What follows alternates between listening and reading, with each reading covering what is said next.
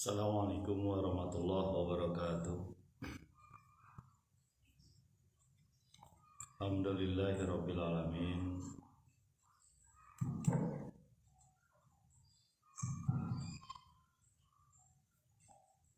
Rabbul arsyil azim, rabbul fuqara wa rabbul yatama wa rabbul mustad'afin. Rabbi rabbuna wa rabbukum fa'buduhu wa hadza siratun mustaqim. Asyhadu an la ilaha illallah wa asyhadu anna Muhammadan abduhu wa rasuluhu la nabiyya ba'da. Allahumma sholli wa sallim wa barik ala sayyidina Muhammadin wa ala alihi wa sahbihi ajma'in. Ayyuhan nas ittaqullaha haqqa tuqatih wa la tamutunna illa wa antum muslimun.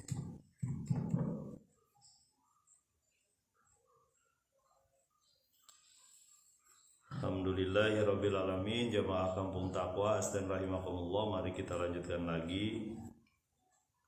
Masih di surat ke-29,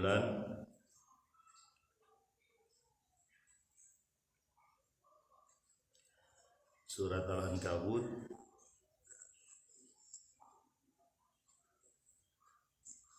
Kemarin kita sudah sampaikan bagaimana perintah dari Allah untuk orang-orang yang tidak yakin, ya, termasuk kita yang yakin sebenarnya, untuk berjalan di muka bumi melihat bagaimana Allah menciptakan sesuatu, memulainya dan mengakhirkannya dan mengulanginya, ya.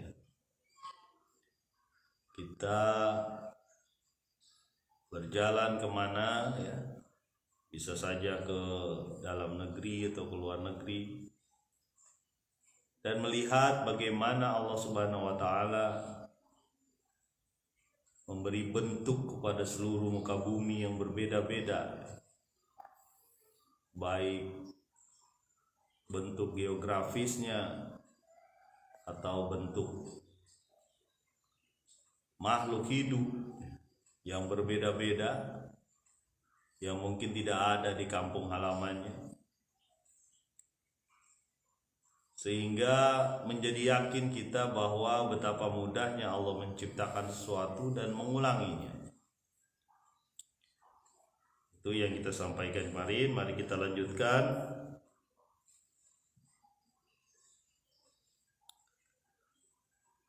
Di ayat yang ke-21 surat Al-Ankabut, ayat yang ke-21. Bismillahirrahmanirrahim. Yu'adzibu man yasha'u wa yarhamu man yasha'u wa ilaihi tuqalabun. Allah mengazab orang yang Dia kehendaki, dan Allah memberi rahmat orang yang Dia kehendaki, dan kepada Allah lah semua akan dikembalikan, ya. Nah, ayat ini masih sebenarnya berkaitan dengan dakwahnya Nabi Ibrahim, ya.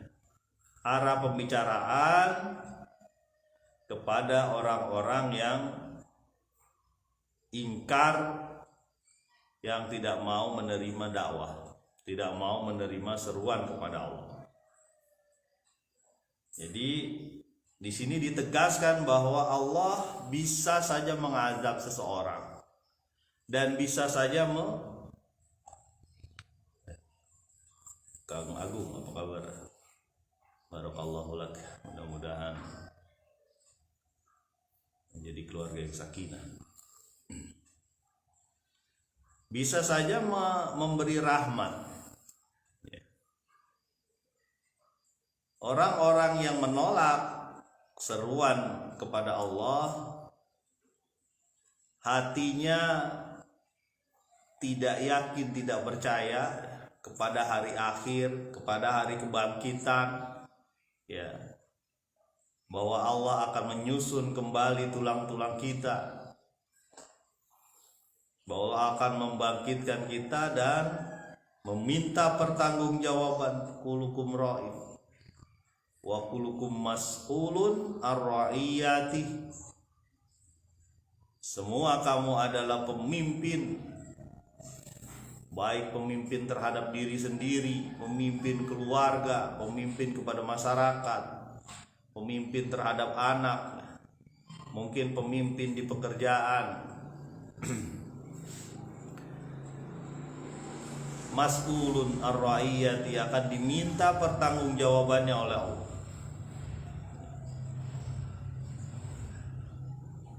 Orang-orang yang tertutup hatinya, ya, kalau di ayat Al-Baqarah fi qulubihim marad, ada penyakit, walaupun itu cocoknya ke orang munafik, ya. Karena memang kalau munafik secara hakiki dia memang fidarki asfali minan nar, mendapatkan aspal dan neraka lah, kira-kira paling bawah. Kalau di minyak bumi itu aspal tuh termasuk barisan paling bawah dari minyak. Yang paling atas kan ada gas, mungkin ada gasolin, ada pertamax gitu, bensin dan sebagainya, ada minyak tanah, nanti oli solar. Nah paling bawah itu aspal, ya. Dan memang aspal tuh diinjek-injek, ya, nggak ada aspal dibuat cat gitu, nggak ada. Nah itu munafik hakikat, ya, karena dia menolak. Ada orang-orang begitu, ada bajunya aja Islam tapi suka menghujat Islam. Giliran ada selebritis yang Islami, ya, selebritis yang berusaha menampilkan akhlak Muslim, terus dia ada cacat atau ada kekhilafan, di blow up, disampaikan tuh orang pakai jilbab tapi begitu, kayak gitu. Karena memang ada itu orang-orang yang munafik, ya. Kang Irgi apa kabar? Lagi di Lazada, ya, lagi di pekerjaan, ya. Saya sebut lah. Ya, ada Lazada, ada Pak Shopee, ada macam-macam, ya. Ide sekarang inian online banyak, ya.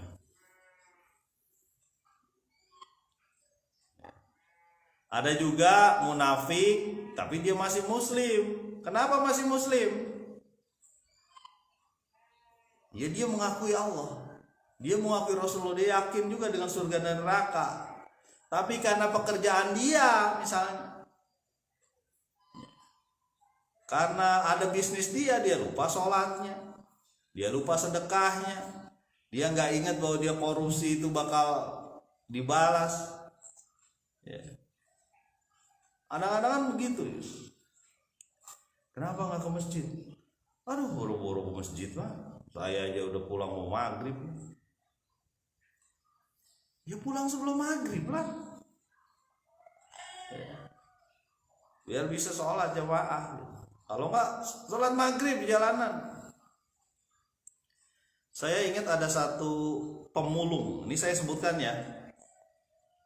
Salah satu pemulung itu mulung di satu tempat lah, lembaga, nggak usah disebut namanya. Di lembaga itu ada masjid, dan pemulung ini wanita, bisa biasanya bersama anaknya.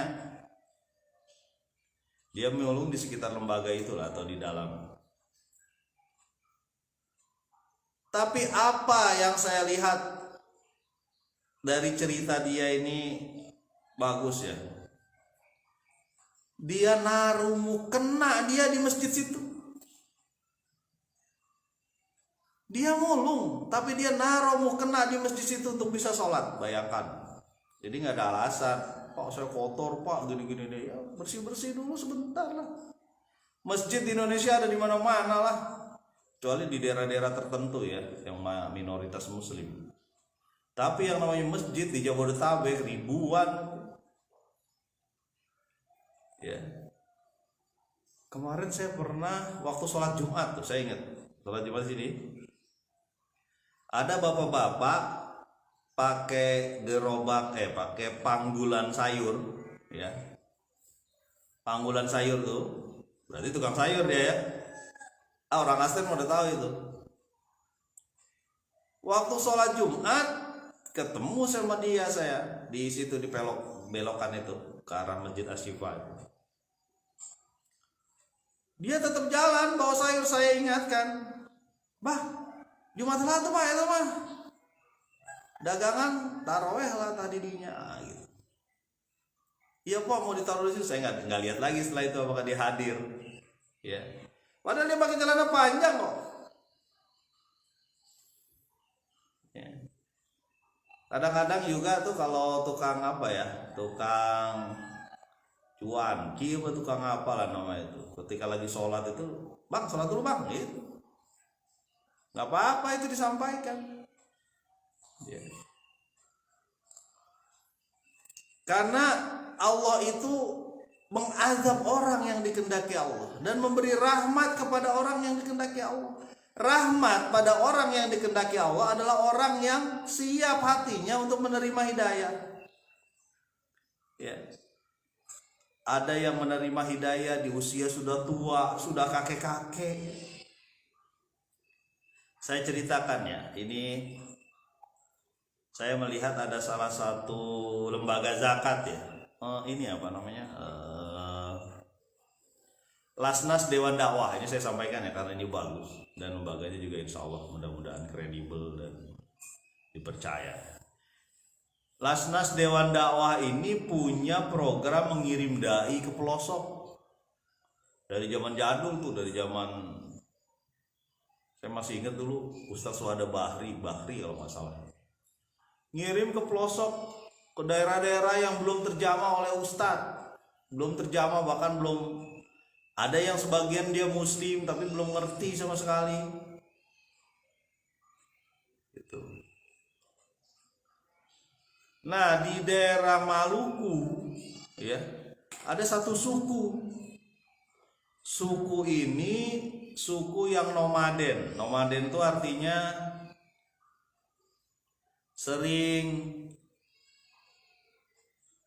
berpindah-pindah, berladang berpindah-pindah. Masih ada tuh di Indonesia tuh kayak gitu. Ya.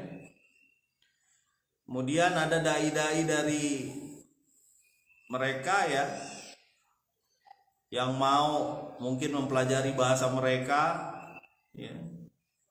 Daerahnya jauh, ya. Kalaupun naik motor itu harus berjuang, jalannya rusak, ya. Kalau hujan apalagi belepotan, kalau perlu pakai rantai ininya. Saya ini jadi kayak waktu di bencana kemarin tuh yang di daerah Cileksa dan sebagainya ya, Kabupaten Bogor. Jadi bannya itu ditaruhin rantai. Kenapa? Untuk biar keret ke tanah licin, ya. Jauh berjam-jam. Nah mereka ini dibina, bahkan hampir 30 kepala keluarga ya akhirnya mau menetap, membuat rumah dari bilik-bilik gitu. Dan mereka bersahadat bersama-sama, mulai dari yang kecil sampai yang kakek-kakek, ya. Dan kalau tidak salah mereka rutin ya, Lasnas Dompet Duafa itu rutin untuk mengirim dai walaupun bergantian ya, karena suasananya sangat jauh, bergantian. Ya, tidak semua orang bisa hidup di tempat di tengah-tengah hutan kayak gitu, ya, dengan akses yang sangat jauh. Nggak tahu ada sinyal apa nggak di situ. Nah jadi yang namanya hidayah itu bisa dapat ketika orang udah bawa tanah. Nah kita yang diberi hidayah Allah, diberi Islam dari awal, dari kecil, mestinya bersyukur dan memanfaatkan apa yang Allah berikan untuk beramal. Ya. Salah satunya gini. Yuridullahu khairan yufaqihu fiddin. Barang siapa orang yang dikehendaki Allah menjadi baik, difakihkan dalam agama. Artinya diberi pengenalan terhadap agamanya. Mau mendengarkan ta'lim, mau datang ke masjid, mau membaca Al-Quran. Jadi rahmat itu bisa diraih dengan kesiapan hati kita. Semua manusia sebenarnya siap. Cuma masalahnya ada yang menolak karena nafsu. Itu aja masalahnya. Ya. Kawan saya, ini kawan, dia tinggalnya di Bandung. Itu sempat ngomong bagaimana beratnya dia, ya, menjalankan sholat di salah satu, saya tidak sebut kalau yang ini ya, karena nanti ada pencemaran nama baik lagi, diputer di YouTube lagi nanti. Salah satu makanan cepat saji, ya itu lebih aman. Ya. Dia itu sudah sampai ke luar negeri ya, sampai ke Uni Emirat Arab. Ya. Sampai sempat umroh ke sana ya, dari Uni Emirat Arab. Jabatannya lumayan tinggi. Ini makanan cepat saji dunia ya. Di Bogor ada gak Pak? Ada. Ada beberapa cabangnya juga di Bogor. Dia menyatakan betapa sulitnya dia untuk melakukan sholat. Ya. Padahal gajinya gede, besar gajinya itu. Tapi apa yang dia lakukan ketika sulit, lobby sana lobby sini ya, bujuk sana bujuk sini lah kepada bosnya mungkin ya. Dia keluar dari makanan cepat saji itu, kemudian dia pindah ke satu tempat juga, masih di mall juga sih. Dan itu bagus dari sisi membiarkan anak karyawannya untuk beribadah. Bagus. Saya bilang begini sama kawan itu, wahai kawan, Anda itu keluar karena iman. Keluar karena iman. Yakin aja Allah nanti kasih jalan. Kalau nggak salah sekarang dia merintis usaha teh gitu. Ya. Keluar karena iman. Nah ini. Jadi dia tidak peduli gajinya yang besar, fasilitasnya yang mewah, setiap masuk toko dia selalu dihormati karyawannya. Saya sendiri ngelihat. Ya, pada saat itu tuh ngobrol di makanan cepat saji itu. Wah, ini karyawannya baik yang, wah karyawannya muda-muda semua tuh. Ya. Wah, ini harus ada yang ditandatangan. Oh ya sini. Tanda tangan. Wah ini yang ini, oh ya nanti kesana ya kayak gitu. Udah jadi bos dia, tapi dia tinggalkan itu gara-gara dia kesulitan sholat. Itu orang yang mendapat rahmat. Ya. Harta ada di tangan, tapi dia lepaskan. Ya. Itu ciri-ciri orang yang mendapat rahmat. Makanya kalau kita punya bisnis, punya usaha, punya kerja yang membuat kita jadi sulit untuk melakukan ibadah, tinggalin, keluar aja, bismillah aja, minta sama Allah rizki, tinggalin keluar. Kalau punya serikat pekerja, sampaikan ke bosnya, kalau perlu demo.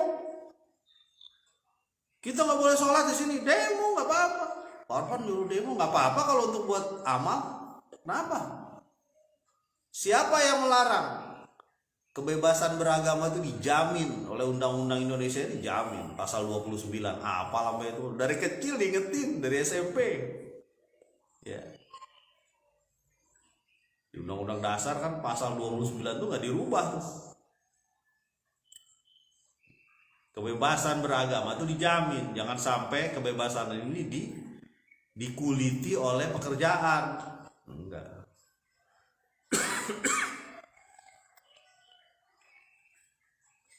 Orang-orang yang menolak percaya kepada Allah memang layak diazab oleh Allah, baik di dunia atau di akhirat. Sementara orang yang mendapat rahmat layak untuk diberikan berkah, diberikan ketenangan dunia dan akhirat. Bahkan ini ada cerita sedikit. Pekerjaan dia di dunia itu bisa dilanjutkan di akhirat. Coba ini ya. Pekerjaan dia di dunia bisa dilanjutkan di akhirat. Kalau pekerjaan itu berkah, ya, memberi keberkahan kepada kita. Nabi suatu saat ngobrol sama kawan-kawannya begitu. Kemudian dia bersabda, di surga nanti, kata Nabi, ada seseorang di surga nih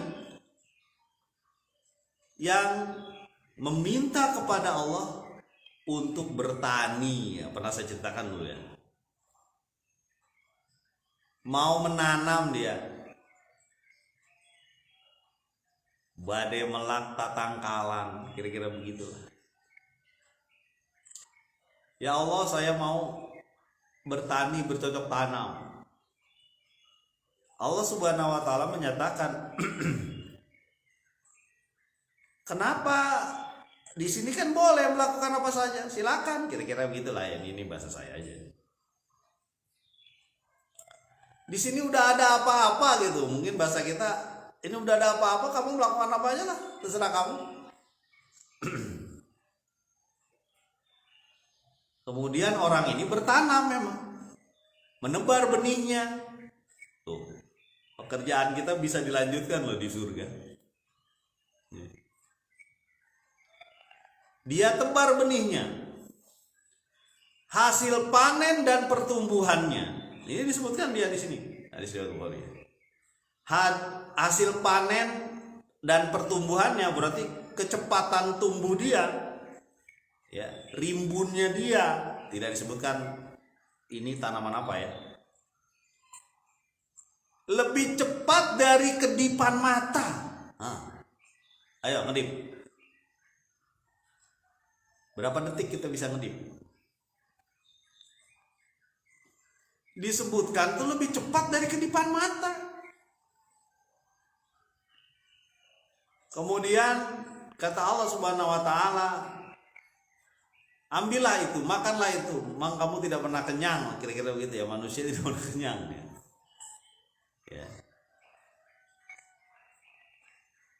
Kemudian seorang sahabat Nabi, orang Badui ya. Orang Badui itu tinggalnya di gunung-gunung ya, tidak di kota-kota dia. Makanya disebut Badui itu. Badui itu maksudnya orang deso lah ya. Orang kampung inilah, apa sih, terpencil, pelosok lah kira-kira begitu. Tapi dia muslim. Dia bilang apa kepada Nabi? Itu mah pasti orang Mekah atau Quraisy ataupun Muhajirin atau Ansor itu yang suka apa? Yang suka bercocok tanam. Kalau kita kan enggak, biasanya mereka mengembala ya. Kemudian Nabi tertawa. Jadi orang yang mendapat rahmat Allah itu bisa melanjutkan pekerjaan sampai surga. Ya, alhamdulillah. Tapi pekerjaan yang berkah. Di sana pekerjaan nggak ada kali. Pekerjaannya apa? Tukang servis TV, uang. Mungkin nggak ada juga di sana. Udah cukup lah. TV itu kan banyaknya hiburan, ya kan? Benar nggak? Di sana udah nggak perlu hiburan, memang udah terhibur terus. Ya, ada orang yang melayani, terhibur lah. Ada bidadarinya, ada minumnya, ada sungai, ada sungainya macam-macam, ada air tajri min tahtiyal anhar, mengalir di bawahnya sungai-sungai. Ada sungai madu, sungai susu, tinggal pilih. Ya, kayak tadi tuh. Di sana kan nggak ada ibadah. Jadi di sana tuh, di surga nanti itu tidak ada ibadah. Isinya kesenangan aja. Ya. Ada salah satu ustadz tuh apa ya? Ya ini juga sih apa? menggambarkan ya bagaimana di surga itu ada 70 bidadari yang mengelilingi. Pak, kalau perempuan ada bidadara gak? Ya, ada yang mengatakan bahwa dia menjadi ratunya ya. Jadi itu yang mendapat rahmat Allah. Yang dapat azab lebih parah. Bukan lebih parah, memang nggak bisa dibanding ya. Khalidina fiha.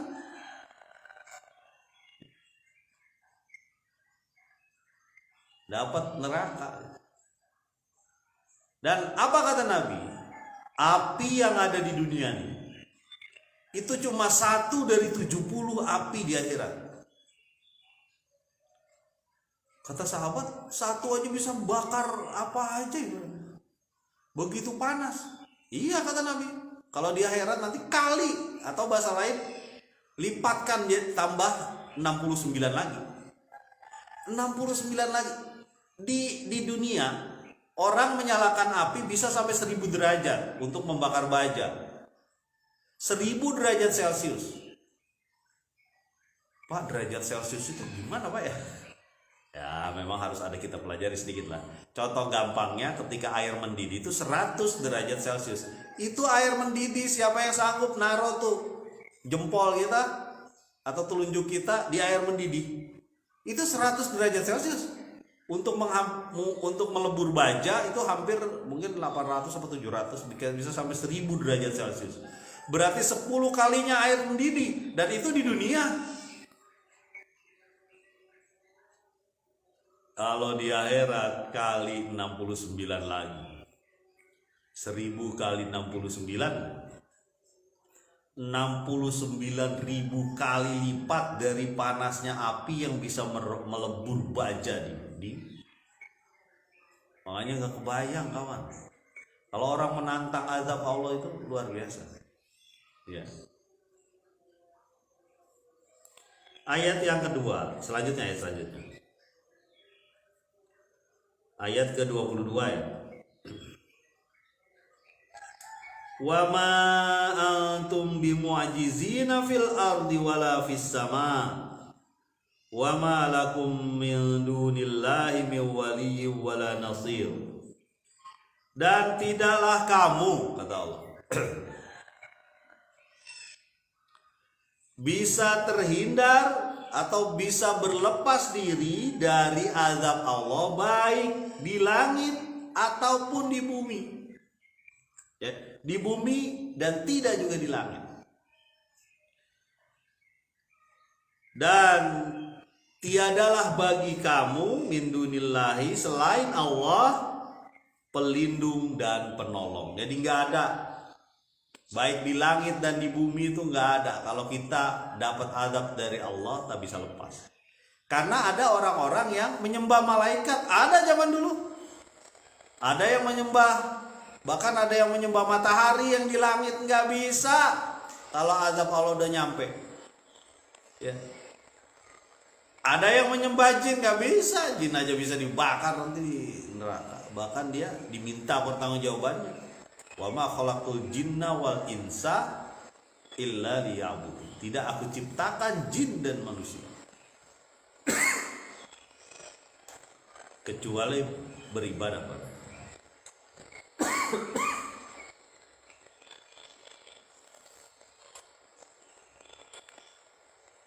Ada yang menyembah jabatan, ada yang menyembah harta. Pak, saya kan nggak menyembah, nggak memberi sesajen kepada harta. Iya, tapi harta itu ada di pikiran kamu terus. Lupa kamu sholat, lupa kamu sedekah, medit lagi, meregehes. Saya kan nyari harta ini dengan ilmu saya, dengan kekuatan saya. Ngapain saya harus kasih-kasih ke orang lain? Itu yang dikatakan korun. Min ilmin indi, kata korun. Ini harta ini dari ilmuku, ngapain aku harus kasih ke orang-orang? Keras hati, seperti hijar, seperti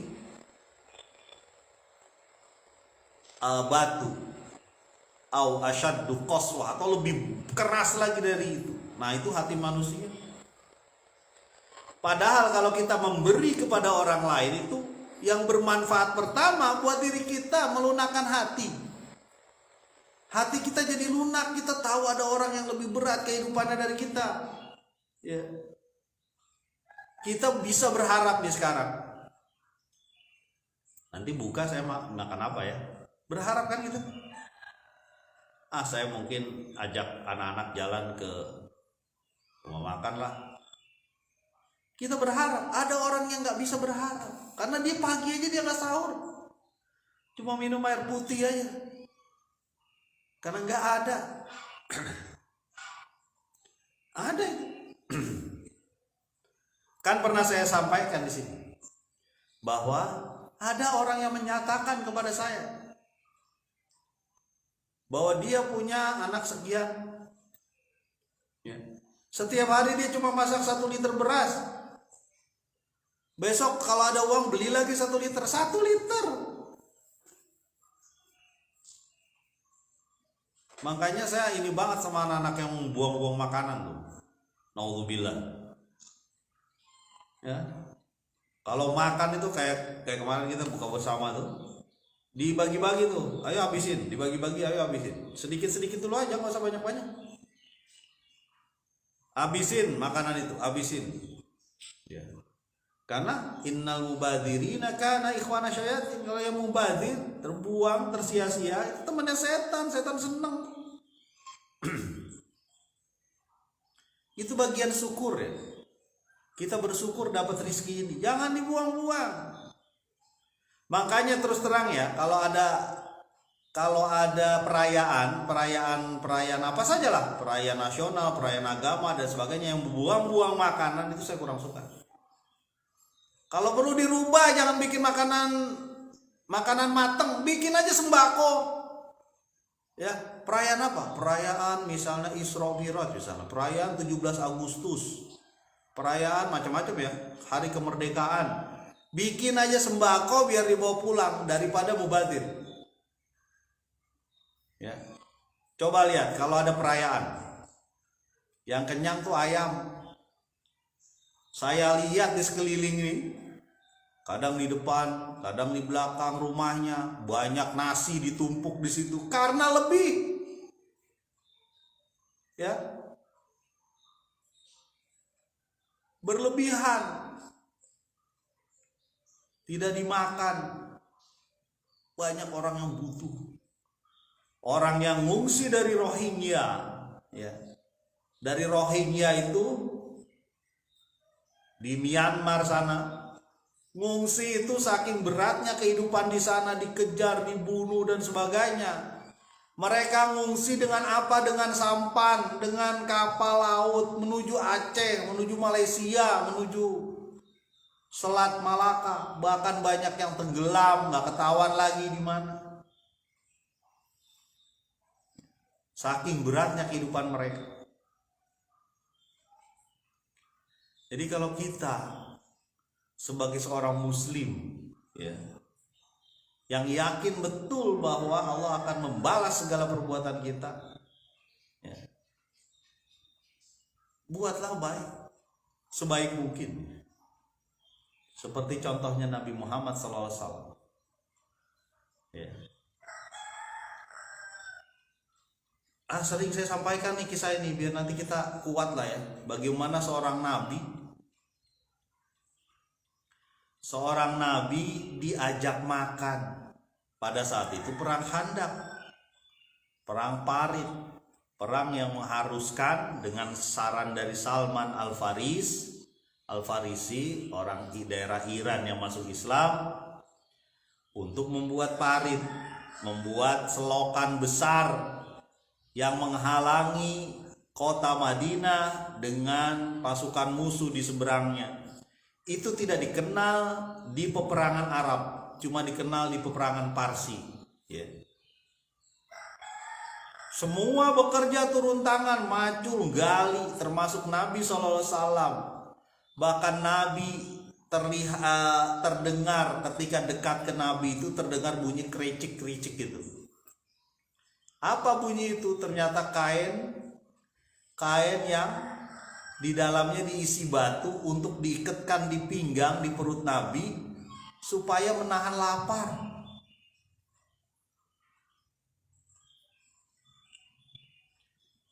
sahabat ada yang merasa sedih. Kan suasananya ini kayak orang gali sih, gimana sih? Orang galian di pinggir jalan, belepotan ya, belepotan tanah apa, kemudian perlu keluar ya. Saya gambarkan dikit bagaimana perang Parit itu. Ya, perang Khandaq itu. Seluruh pasukan itu menggali sampai ada batu yang nggak bisa digali itu.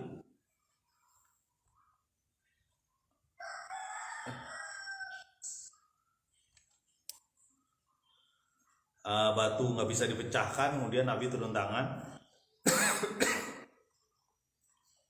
Ketika dipecahkan sekali, ya kalau nggak salah 2 kali atau 3 kali, itu Nabi mengatakan bahwa aku melihat istana kaisar, ya, singgasana kaisar atau apa sih yang di atas, mahkota kaisar. Berarti Nabi menyatakan di perang Parit itu, ya, di perang Parit itu Nabi menyatakan Islam bakal sampai ke Konstantinopel, Istanbul sekarang, Romawi Timur, Turki, daerah Turki sekarang. Pecahan kedua pakai palu atau apa ya, dia bilang aku melihat mahkotanya Kisra. Yang satu kaisar di barat, yang satu Kisra di timur, daerah Iran. Kisra itu kalau bahasa kita tuh negara besar waktu itu, dan saling berebut kekuasaan dengan Romawi Timur waktu itu. Jadi Nabi waktu itu menyatakan bahwa Islam bakal sampai ke Iran. Dan itu nyata, terbukti. Lalu pecah lah batu. Itu suasana di perang Khandaq, perang Parit. Nah, jamaah kampung takwa astagfirullah dan teman-teman yang mendengarkan melihat siaran ini, ada seorang entah Abu Darda atau Abu Tolha, saya lupa itu namanya, dua antara dua Abu itu ya, atau Abu lain ya, saya lupa ya. Itu melihat keadaan Nabi yang begitu berat sampai bunyi perutnya itu bukan bunyi apa-apa, tapi batu yang diikat. Saya nggak ngebayangkan bagaimana batu-batu kerikil kecil itu dimasukin kain, diikat, ditarik ke perut, lalu bisa menahan lapar. Saya nggak ngebayangkan, belum pernah nyoba sih. Tapi Nabi lakukan itu. Kemudian dia bilang ke istri, wahai istriku, aku melihat sesuatu yang menyedihkan. Nabi kelaparan. Sampai dia terlihat lelah dan sebagainya, lapar. Suasananya memang lagi suasana perang ya. Balik dia ke rumah kamu. Kamu ada apa istriku? Itu ada anak kambing tuh. Gitu. Oh baik, kita lihat, kita potong. Maksudnya kambing yang belum begitu tua kali ya. Kemudian dipotong, dibersihinlah sebentar itu. Kemudian istrinya bilang, panggil aja Nabi sama berapa orang lah, karena kayaknya nggak cukup nih kalau ini. Datang ke Nabi, si Abu Tolha lah kita, atau si Fulan aja gampangnya kita ngomong. Datang Fulan nih, sahabat Nabi. Bisik-bisik ke Nabi dia, baik Nabi, maaf, ke rumah saya yuk gitu. Ini bahasa saya ya. Ngapain ke rumah? Istri saya masak. Panggilin Nabi berapa orang itu, mungkin 5-6 orang lah. Gitu. Kira-kira ini bahasa saya. Oh ya, kata Nabi. Apa yang dilakukan Nabi pada saat itu? Inilah yang membuat kita jadi semakin rindu ya dengan Nabi SAW. Allahumma sholli ala sayyidina Muhammad wa ala sayyidina Muhammad. Nabi berbicara keras. Dia sampaikan, dia hampir ya kayak teriak gitu. teman-teman, sahabat-sahabatku, kaum muslimin, fulan masak, ayo kita datang ke rumahnya. Wah gitu.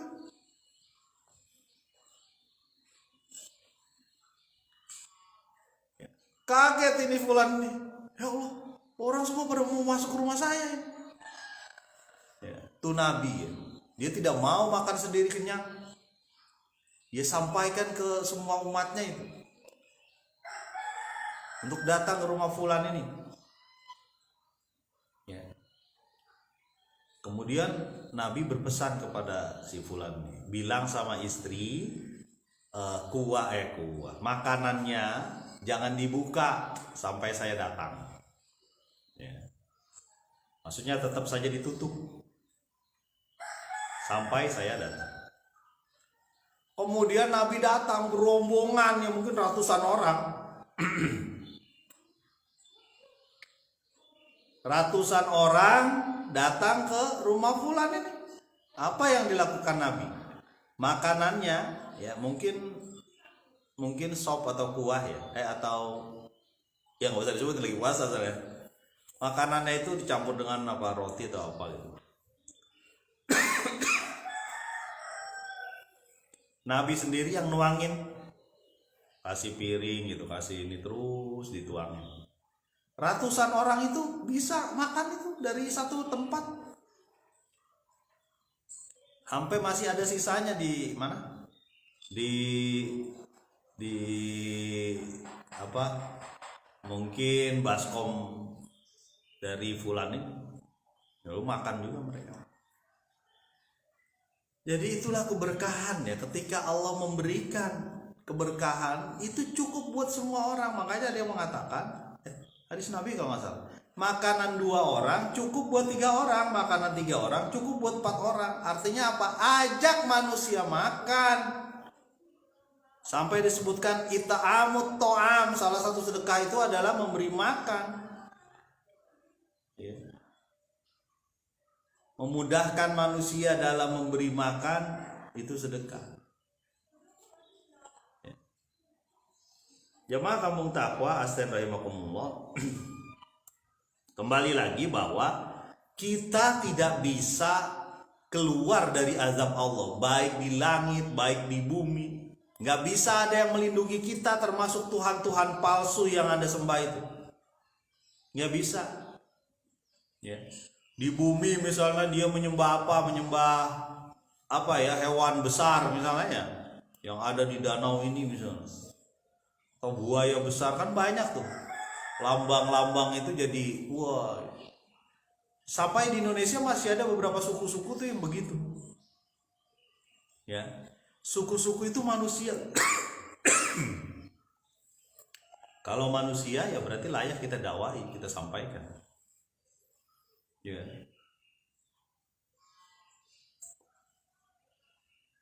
Jadi di langit dan di bumi kita nggak bisa menolak azab Allah kalau sudah datang.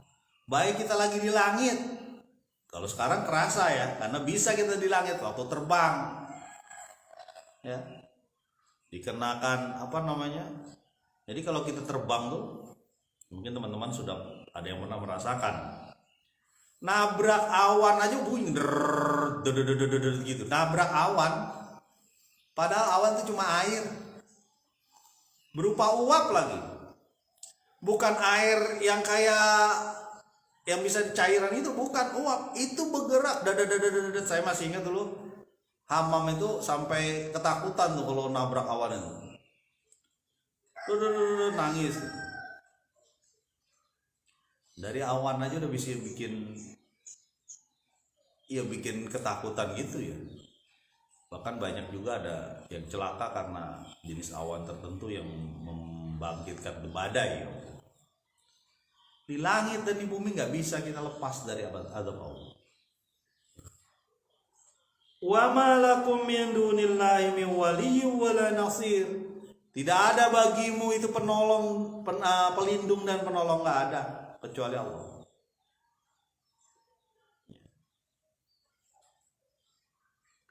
Ayat ke-23. walladzina kafaru biayatillahi wa liqa'i ulaika ya'isu mir rahmati wa ulaika lahum adzabun alim. Orang-orang yang ingkar dari ayat-ayat Allah dan pertemuan terhadap Allah, mereka itu orang-orang yang putus asa dari rahmatku, dan mereka ada mendapat azab yang pedih.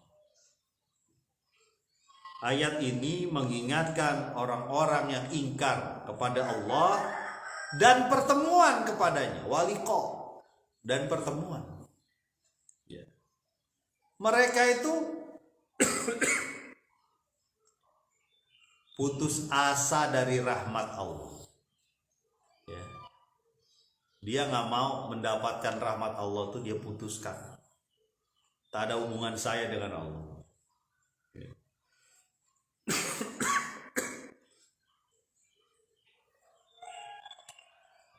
Keimanan dengan Allah selalu berhubungan keimanan dengan pertemuan dengan Allah.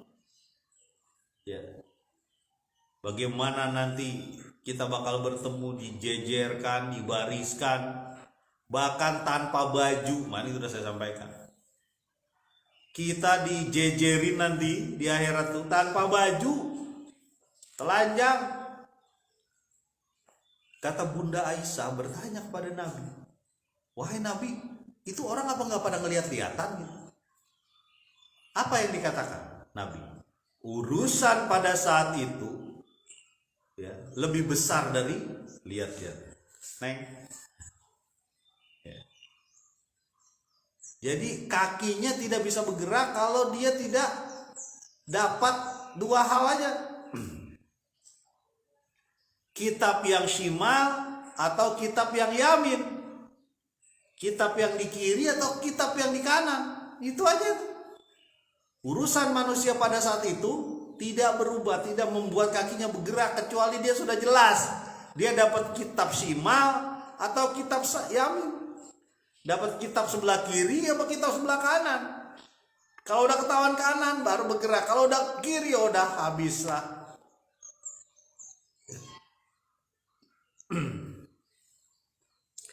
Nah, salah satu ciri lagi orang yang ingkar kepada Allah, tidak yakin dengan pertemuan dengan Allah, adalah ya'isu mir rahmati. Mereka putus asa dari rahmat Allah. Ya. Putus asa dari rahmat Allah, nggak mau lah. Ngapain nyari yang halal? Yang haram aja susah, gitu. Ya, itu putus asa dari rahmat Allah. Ada sebuah riwayat, saya belum lihat juga ini sahih atau tidak hadisnya. Itu Nabi waktu Isra Mi'raj itu ada seseorang disodorkan dua daging. Yang satu daging segar, kemudian wangi dan sebagainya. Di sebelahnya ada daging busuk, belatungan, busuk, bau, warnanya mungkin warna menghitam, busuk, bau, belatungan, lalat ada di situ. Orang ini memakan daging yang busuk, bukan yang segar, bukan yang udah jadi, yang wanginya luar biasa, yang membangkitkan selera, bukan. Tapi dia mengambil daging yang busuk. Kata Nabi, wahai Jibril, itu siapa? Itu orang yang selingkuh. Ada istrinya yang benar, yang bagus, tapi dia tetap ngambil orang lain, berzina dia.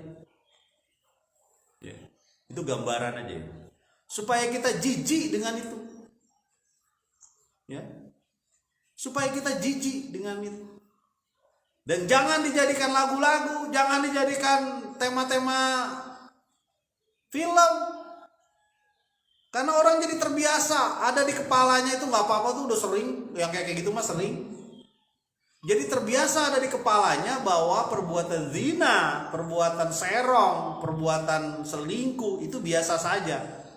Itu kenapa? Salah satunya kita menikmati lagu-lagu itu. Menikmati film-film itu. Ya. Ini buat kita juga ya, termasuk buat saya juga ya. Itu putus asa dari rahmat Allah. Dia punya istri, ya, istrinya dinikahkan dia dengan syahadat, lalu dia ngambil orang lain. Pak, kalau yang udah dulu gimana? Ya udah tobat, nggak ada lagi sholat tobat, nggak ada lagi, karena di Indonesia nggak ada rajam. Di Indonesia nggak ada rajam, ya. Kenapa? Karena tidak menjadi hukum positif di Indonesia ya. Ya, kalau di zaman kekhalifahan dan zaman Nabi dibunuh tuh orangnya. Orang yang berzina, orang yang memperkosa itu dibunuh. Bahkan gay itu dibunuh. Ya. Karena sama aja Allah pun membunuh gay. Kok Allah membunuh gay? Ya itu kaum Sodom. Dibunuh satu negeri itu. Diazab. Satu negeri, bahkan istrinya Nabi Lut. Nanti ada ceritanya. Salah satu negara yang menghukum mati gay di Asia Tenggara, nggak tahu kalau di Timur Tengah atau di tempat lain, itu Brunei. Saya pernah baca itu, bagus tuh. Gay terbukti gay, bukan cuma asal-asal aja gitu, terbukti gay dibunuh. Karena itu memang sampai ada yang bilang dulu, nggak tahu ini jelas atau tidak informasinya, AIDS itu, penyakit AIDS itu bermula dari homoseks di daerah Afrika. Itu tadi yang saya sampaikan, ada rahmat, dia putus asa dari rahmat Allah, dia mengambil yang buruk. Daging busuk dia makan, belepotan belatung di mulutnya, baunya naudzubillah min dzalik. Dia makan itu. Siapa itu? Selingkuhan dia. Orang yang berzina. Orang yang berputus asa dari rahmat Allah. Adakah orang yang begitu? Ada. Bahkan ada orang yang berputus asa dari rahmat Allah ketika dalam perjuangan. Ada. Siapa? Orang yang bunuh diri. Ada cerita. Ada orang begitu luar biasa ketika berjuang di jalan Allah. Wah, blok pakai pedang itu. Wih, luar biasa nih, banyak bunuhin orang. Kalau dia mati syahid. Nabi dengar tuh cerita obrolan sahabatnya. Dia di neraka. Kaget itu. Wah, Nabi, dia di neraka. Iya, dia di neraka. Apa yang dilakukan sahabat ini? Dia ikuti bagaimana dia berjuang, macam-macam, ketebas gini sana sini. Ketebas, dia ikuti dari jauh ya, dilihat dari jauh ya, karena kan terhalang musuh dan sebagainya. Ketebas dia apa gitu, nggak tahan untuk menerima sakaratul maut, ya, padahal dia bakal syahid. Dia taruh pedang di bawah tanah, ditekan ke dadanya sampai mati. Itu bunuh diri. Betul kata Nabi itu. Dia di neraka walaupun sudah membunuh banyak orang kafir, orang yang ingkar kepada Allah. Tapi dibedakan, ada kafir yang harbi, ada kafir zimmi. Kalau kafir harbi yang memerangi kita, kalau yang zimmi yang hidup bersama kita, yang tidak melakukan permusuhan. Beda itu. Nabi juga melarang permusuhan terhadap kafir zimmi namanya. Jangan disamakan ya. Jangan disamakan. Ya. Karena di Madinah waktu itu juga ada orang-orang non-muslim. Sama-sama.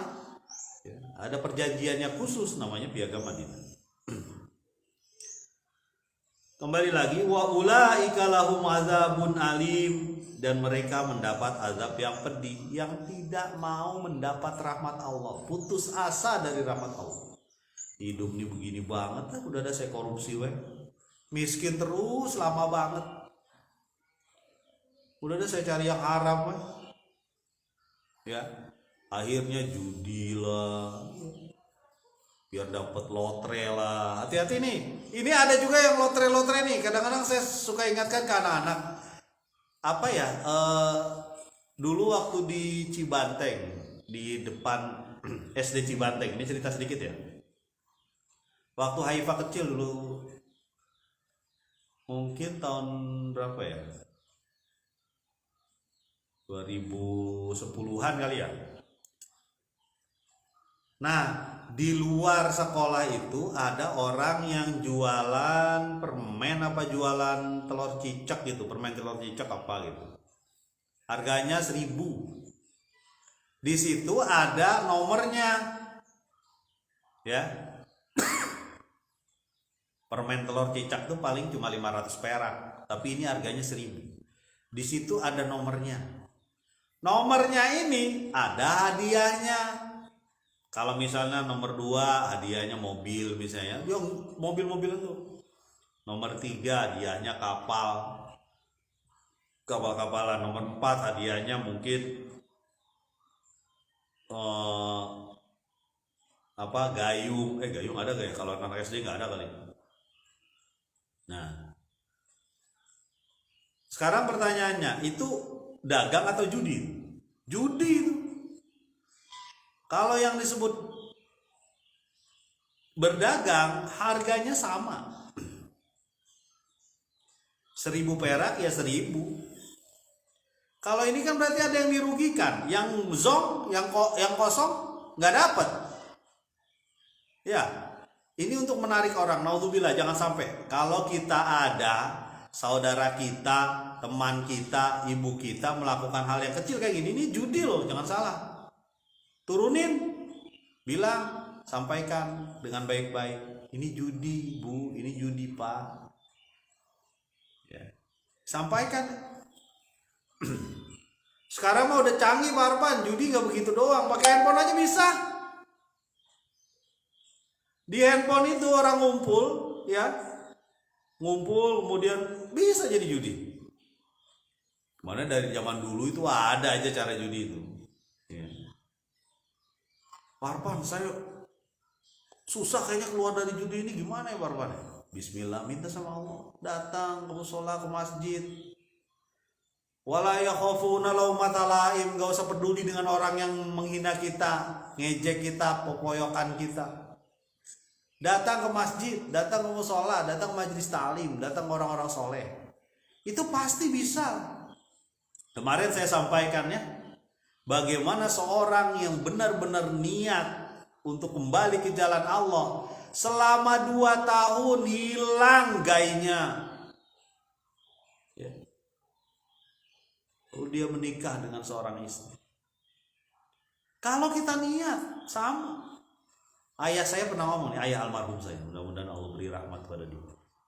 Pak, saya manggilnya Papa ya. Pak, kok bisa sih berhenti dari merokok? Kata dia apa? Kalau dia niat sih bisa. Gitu Pak. Kalau dia niat sih bisa. Udah, ada caranya nanti. Allah kasih lah. Yaitu contohnya tadi, orang gay kan melepaskan diri dari gay itu luar biasa.